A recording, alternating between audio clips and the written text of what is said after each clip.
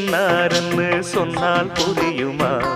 அது கொஞ்சி கொஞ்சி பேசுறது கண்ணில் தெரியுமா? உலகே அழிஞ்சாலும் உன் உருவம் அழியாதே. உயிரே பிரிஞ்சாலும் உறவேதும் பிரியாதே.